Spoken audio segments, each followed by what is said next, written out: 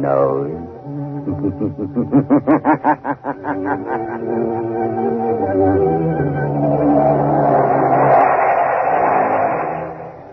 Blue Coal presents one of radio's most famous features, The Shadow. The story of the mystery man who strikes terror into the very hearts of shopkeepers, lawbreakers, and criminals. Today we present The Shadow in one of his most remarkable adventures. A modern mystery of science and crime, The Phantom Voice.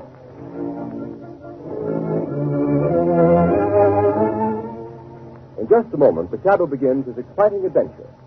Meanwhile, I'd like to tell you how you can safeguard the health and comfort of your family during these dangerous winter months. Burn Blue Coal.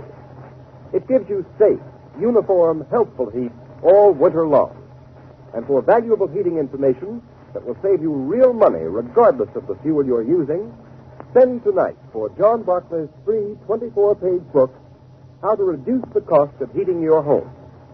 Address a postcard to Blue Coal, 120 Broadway, New York City, or to Blue Coal in care of this station.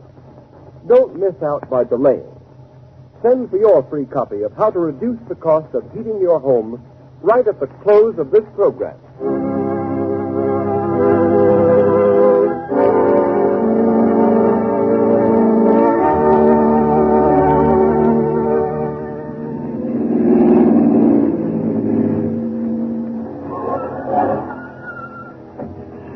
Here we are. Here, Margot, let me help you on. All right. Thank you, Lamont. This way, Margot. Lamont Cranston, where on earth are you taking me? We're on our way to the criminal court, Margot. The criminal court? Oh, a murder trial. This isn't a murder trial, but unless I'm badly mistaken, we're going to witness an assassination. What? An assassination. The assassination of the character and reputation of one of the most outstanding public men in America today. Oh, you mean Senator Durham? Yes. Say, I've been reading about his trial in the papers. They've certainly unearthed plenty of evidence that he accepted that bribe. Unless I've made a mistake in character analysis, that evidence is forged. Durham is more than a political figure, Margot. He's a statesman. He has an independent income. He's devoted his life to unselfish public service. Oh, he's a very wealthy man. Yes, Margot. Senator Durham has given away 10 times the amount of money he's accused of taking as a bribe. Well, if that's true, Lamont, the whole thing doesn't make sense. Why should a man like that take a 15-year prison term for taking a bribe he didn't need? That's the point that worries me. Incidentally, didn't I see that the prosecution expects to spring a surprise bit of evidence today? Exactly. That's why we're here. Come along, Margot. Court's already in session.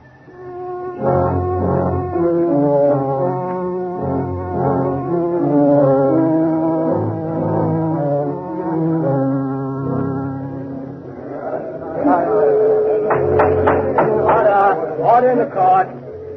One more such outburst on the part of the spectators at this trial, and I shall order the courtroom cleared. Proceed, Mr. Defense Attorney. Your Honor, I have stated the case for my client. I have shown that by his record, it would have been impossible for him to act as the prosecution claims he has acted. And I have yet to see any proof that Senator Durham has committed any crime. I will now call Senator Durham himself to the stand to deny these lies in person. Senator Durham to the stand. Here I am. You swear to tell the truth, the whole truth, and nothing but the truth to help you God? I do. Proceed with the examination. Senator, you have heard the prosecution's accusations that you did at some time during last December accept a bribe from the late Mario Rinaldi. Yes. What is your answer? I never accepted a bribe from anyone. My answer is the whole thing is a pack of lies. Order! Order in the court. Your witness.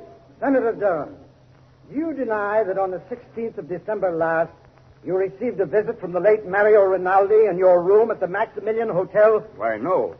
He came to see me, and Confine yourself to specific answers. Gentlemen of the jury, the defense has made much of the senator's long and seemingly illustrious career of public service. They would have you believe that, like Caesar's wife, the defendant, Senator Durham, is above suspicion. They've paraded witnesses to the stand who've told you of his philanthropies, of his unselfish devotion to public service, of his blameless personal life in the past. That we do not contest, refute, nor deny.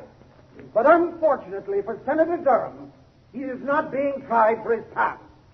We, the prosecution, need but one more bit of evidence to complete our case. We have that evidence. Order in the court. I beg leave to show the jury a soundtrack motion picture of a meeting between the defendant and the late Mario Rinaldi, whose bribe of $50,000 paid to the defendant is the basis upon which this case was brought to trial. Order in the court. Has this motion picture a direct bearing on this case, Mr. Prosecutor? It has, Your Honor. Has the counsel for the defense any objection to the introduction of this type of evidence without due notice? Senator Durham has nothing whatever to fear from the introduction of any authentic motion picture record of any meeting of Mario Rinaldi and himself, even though the picture was made without the senator's knowledge. Very well. The projection equipment is in the courtroom. Will you order the shades drawn and the lights extinguished? Court attendants will please draw the shades. Again, I caution the spectators against any outbursts of any kind. Furthermore, no one will be allowed to leave the court until the introduction of this evidence is complete. You may proceed, Mr. Prosecutor. With the court's permission, we will place the screen in full view of the jury. Your Honor, Counsel for the defense has a question. for the sake of the record, will the prosecution state at whose request this motion picture was made? It was made at the request of Anthony Vogel, an attorney of this city. For what reason? As a citizen interested in public welfare. Very well. Now, if the attendant will turn out the light. Order. Silence in the court. The prosecution will submit affidavits to prove that this is an authentic film record of a meeting between Senator Durham and Mario Rinaldi on the evening of December 16th. You may turn on the machine. Yes, sir. Yes? Come in. Oh, hello, Rinaldi. I've been expecting you. Look here, Senator Durham. Why haven't I got a contract award on that Buster Street building? The money's been appropriated. You said you'd use your influence if we fixed you up. Of course, Rinaldi. I told you you'd get that contract. For consideration. But you didn't send me my present of $50,000 for swinging it your way. So that's the way Oh, so that's it. You want to be paid off first, huh? Yes. And in cash. No check. Okay. You'll get your 50 grand. Get me that contract. I'll be back in an hour with your money. Order in the court. Order in the court. That's the end of the film, gentlemen. It's a lie. A lie. I tell you, I never said that. Order in the court. Your Honor, I object. My client never had such a conversation with Mario Rinaldi. That picture is a fake. One moment. Attendants will please turn on the light. Your Honor, allow me to remind the counsel for the defense that pictures do not lie. Your Honor, we do not deny that the meeting between Senator Durham and Mario Rinaldi did take place in the manner shown in this film, but we deny that any such conversation took place. Have you any proof of that? There are only two people who could know what went on in that room. Senator Durham and Rinaldi. And Rinaldi is dead. Do you deny the voice was the voice of the defendant? My client admits that it sounds like his voice, but it cannot be, since he never asked or received a bribe from the late Mario Rinaldi for any reason or purpose whatever. Your Honor, I ask a recess of this trial in order that the defense may have an opportunity to study this film and soundtrack. I object.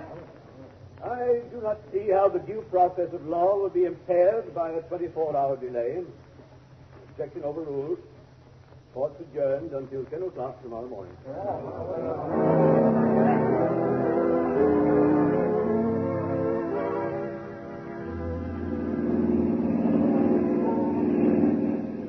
Lamont, after seeing that talking picture of Senator Durham meeting Rinaldi and practically demanding a bribe, how can anyone doubt his guilt? Margot, the Greeks had a philosophy that ran something like this. Only believe half that which you see and nothing you hear. Oh, but Lamont, that wasn't hearsay evidence. That was the senator speaking. That was his voice. Even he couldn't deny. No man knows the sound of his own voice, Margot. Besides, Durham never spoke those words to Rinaldi. But you saw him. You saw the motion picture. Exactly. Because I did see him speak, I know he didn't say the things that were on the soundtrack of that film. What do you mean, Lamont? Have you ever watched the movement of a man's jaw muscles when he speaks certain words? You mean you know what he really said? No. No, his face was half averted from the camera. I couldn't see his lips. I don't know just what he did say, but I know he didn't utter the words we just heard. Oh, but Lamont, it was still the senator's voice saying those other things, demanding that bribe. I'd swear to it. Yes, and so will the jury, Margot. Unless something is done within the next 24 hours, one of the finest men in this country, an innocent man, Senator Durham, is going to be railroaded into prison for 15 years by his political enemies. I'm stopping here, Margot. I want you to wait in the car, please. No. The lawyer's building. What are you going to do here, Lamont? I'm going up to the 25th floor, Margot. The Shadow has an appointment with one of the most crooked lawyers in this city. Anthony Vogel, who was so interested in the public welfare that he went to the trouble of having a sound camera planted in Senator Durham's hotel suite the night of December 16th.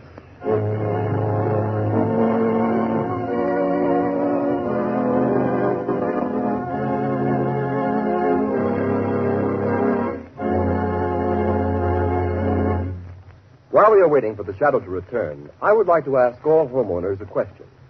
Do you want to save money? Of course you do.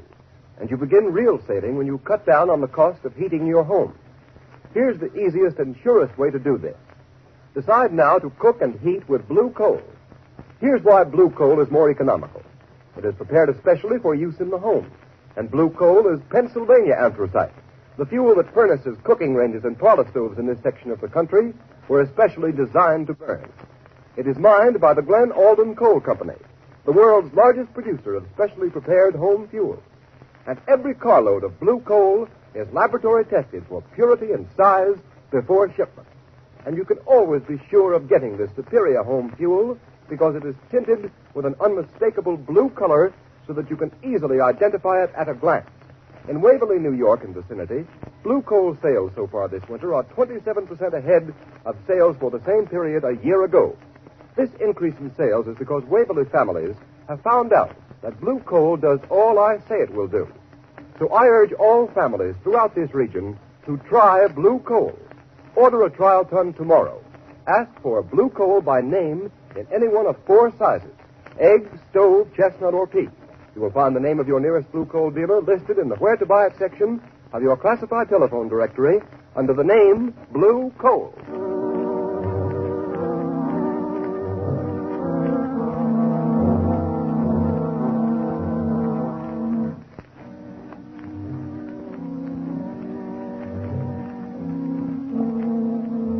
See that swell, Mr. Vogel? You certainly put it over. That sound picture sure turned the trick. Yes, but I'm still worried, Travers. Well, there ain't nothing to be worried about.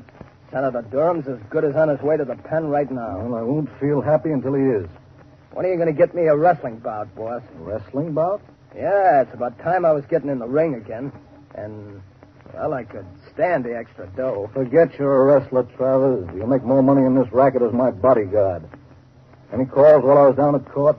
Yeah, Wilson phoned a couple of minutes ago. Why didn't you say so? You didn't ask me. What did he want? I wanted to talk to you.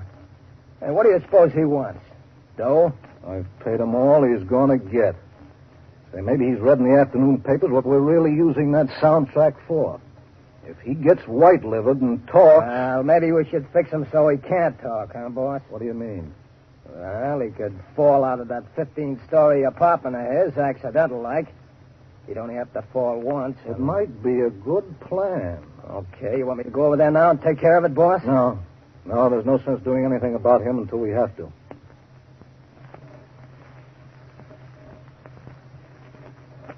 But the first sign of anybody getting wise to what we're doing, then we'll arrange a neat little accident for friend Wilson. Well, now let's take a look at that Wesley murder case. One case at a time, Mr. Vogel. What was that? Suppose we review the evidence of the case against Senator Durham. What sort of devil's trick is this? Who are you? I am the Shadow. Vogel. But I can't see you. Nevertheless, Vogel, I am here, in the shadows. Gee, what? Somebody's talking and nobody's here. Shut up, Travis. I'll handle this. Oh. So you're the shadow, eh? You come here to play your hypnotic tricks on me. What do you know about Senator Durham's business? I know everything about it. I've been listening to your interesting conversation about this Mr. Wilson. He seems to play an important part in your case against Senator Durham. Listen, Shadow, I've heard plenty about you. I don't want to fight you. How much do you want to keep out of this? Always the fixer. How much, Shadow? There isn't enough money in the world to cover up what you're trying to do, Vogel. Who is this man? Wilson. What part did he play in this scheme of yours? Oh, so you don't know. You're just trying to find out, are you, Shadow? Travis, lock the door. Okay, boss. That's locked. Melodrama won't help you, Vogel. Gee, boss, if I could only see this guy, I could... Come on, Travis. You don't need to see him. What do you mean? Come over here. Give me your hand. Well, okay, but it don't make much sense. You'll see. All right. Stand up with me against this wall. Now, stretch out your arms. Can you touch the side wall on that side? Yeah, I can touch it. Good. I can touch it on my side. Now, walk slowly to the other end of the room and don't let your fingers leave the wall. Oh, I get it. Then the shadow can't get past him, huh? You're quick. Now, walk forward slowly. Slow, you fool. Okay. Well, I don't feel nothing. We're almost to the end of the room, boss. Maybe he got away. No, he couldn't go through the door. It's locked. The window is locked, too. Hey, boss, I felt something. Huh? I got him. I got hold of him, boss. I can't see him, but I got him. I got the shadow around the throat. He's a man after all. Gee, Strong. Would kill him, Travers. Maybe he can. He's choking me. Give me your gap, boss. I'll shoot him. You don't need a gun. It'll make too much noise. He's weakening, boss. Kill him, Travers. Give him your famous stranglehold. If he doesn't let go, he'll kill me. Yes, Shadow. This is where you die. Finish him off, Travers. I've got to hurry and take care of Wilson before he gets a chance to talk.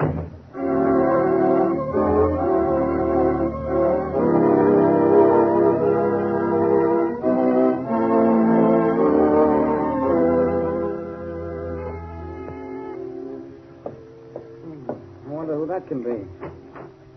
Oh, good evening, Mr. Vogel. Hello, Wilson. I hear you were trying to get hold of me earlier this evening. Yes, that's right. I want to talk to you. Won't you come in? Are you alone? Oh, yes. Good. Mr. Vogel, when you asked me to do some work for you, I didn't ask to know what you were going to do with it. I needed the money for my wife, Alice, and kids, and You got paid, didn't you? Yes, but... Well, all this stuff in the papers, Mr. Vogel, about the... Frankly, I don't like it. Oh, you don't? Having a little attack of conscience, Wilson? Well, doing a job is one thing, but sending a man away to prison on a false charge is something else. So I intended to tell you that... Tell me what? Well, tell you that I refuse to let it go on any further. Oh, you refuse? Yes. After all, Mr. Vogel, if I tell what I know about... Well, what are you going to do about it? Just this. Don't move, Wilson. Put that gun down. Don't be a fool, Vogel. I'm not the fool, Wilson. Now, turn your back to me. That's right. What are you going to do? I'm going to assist at a little accident. Now, walk to that window. Wait. You can't do this to me. You can't. Walk! Okay. Now, open the window. All right, Wilson. Climb up on the windowsill. Just a moment, Mr. Vogel. The shadow. I thought Travis took care of you. You thought Travers took care of me, did you, Vogel? Well, I admit he's a good wrestler. But there was one little hold, Vogel, I learned in the Orient that he didn't know. He had me beaten for a moment. It was my one chance to get you to lead me to Wilson. You mean you followed me here? Yes. Yes, I followed you here.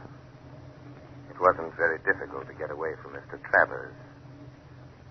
It seems I arrived just in time for my proof. In time? No. There, Shadow, there's your proof lying dead on the floor.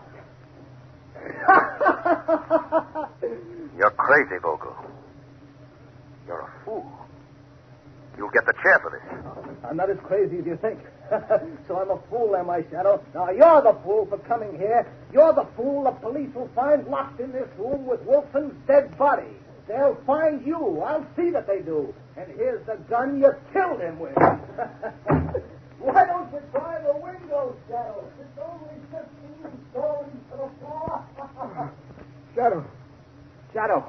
Wilson. Wilson, tell me. Quick. I'm done for. Quick. Oh. Quick, Wilson. Give me the proof. The proof, Wilson. The proof that you framed Senator Durham. Senator. Proof. Senator Durham. Come on, Wilson. Come on. Tell me. How did you frame Senator Durham? Durham. Alice, darling. My baby. Wilson. Wilson! Lamont, are you all right? Unlock the door, Margot. Unlock the door. The key's on the outside. Oh, Lamont, I heard a shot and saw Vogel running out, so I couldn't wait. What happened? I hadn't been so stupid. Waited so long. I wanted to find out their secret before I spoke. And now it's too late. Wilson is unconscious, I'm afraid. Dying. Vogel has outwitted me. After all. Vogel. That's it, Vogel. Shot me.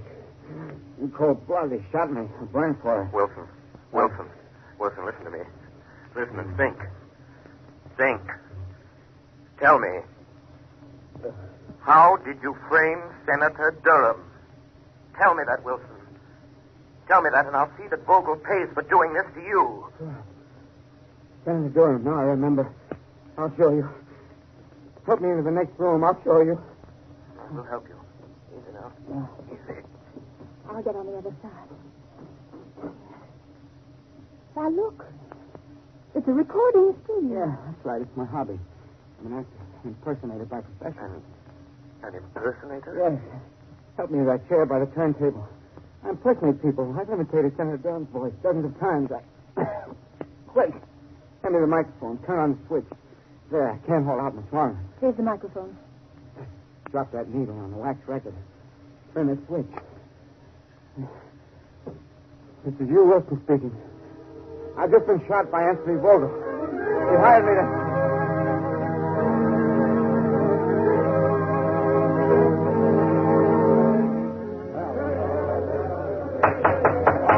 Order in the court. Your Honor, I move that the case against my client, Senator Durham, be dismissed. On what grounds? On the evidence contained on this record found in the apartment of the late Hugh Wilson, the radio and stage impersonator who was found shot in his apartment last night. I ask the court's permission to play it at this time. Permission granted. You may start the record now. Yes, sir. This is Hugh Wilson speaking. I've just been shot by Anthony Vogel. He hired me to impersonate the voice of Senator Durham. It's my voice on the soundtrack of the picture shown at Senator Durham's trial.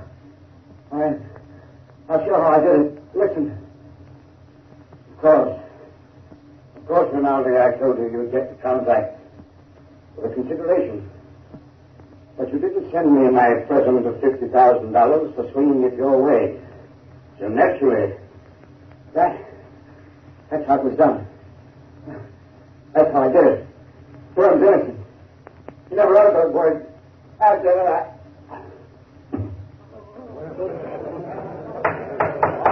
Order in the court. What? This is amazing, incredible. Your Honor, there is one more voice on the record at the end. Listen. The voice you have heard is that of Hugh Wilson, murdered by Anthony Vogel. He is the man who sought to frame Senator Durham. But Vogel failed. Just as in the end all crime must fail. And all criminals pay the penalty of death. Order in the court. Whose voice was that? That, Your Honor, is the voice of the man to whom Senator Durham owes his vindication. The voice of the shadow.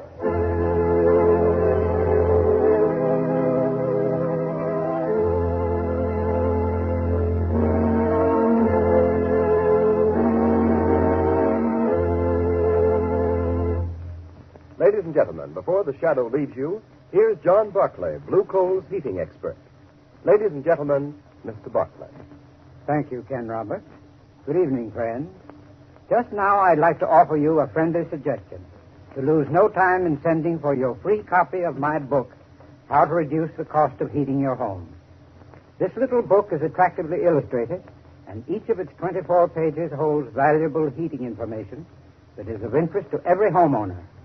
Problems such as the importance of clean furnaces, putting coal on the fire, how to bank a fire, and how to light a fire are dealt with in the fullest detail. For example, on page 16, you will find steps to follow in getting the best results from your furnace in the morning, during the day, and at night. And friends, these are only a few of the 36 topics covered in my book. There is no charge for this book. It will be sent to your home absolutely free and postpaid. It is a part of Blue Coal's famous free service. So I earnestly recommend that you send a postcard tonight for your free copy of How to Reduce the Cost of Heating Your Home. Address Blue Coal, 120 Broadway, New York City, or to Blue Coal in care of the station to which you are listening. I thank you. Thank you, Mr. Barclay. Friends, these books are going like wildfire. So write for your copy tonight.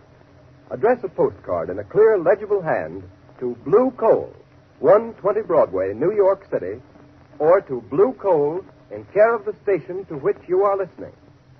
Write now for your copy of How to Reduce the Cost of Heating Your Home.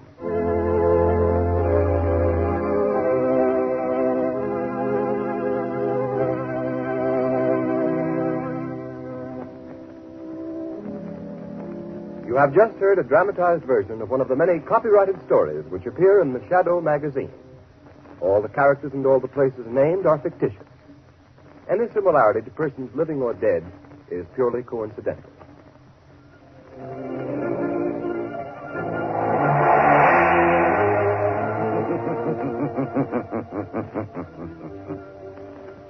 As you sow evil, so shall you reap evil. Crime does not pay. The shadow knows.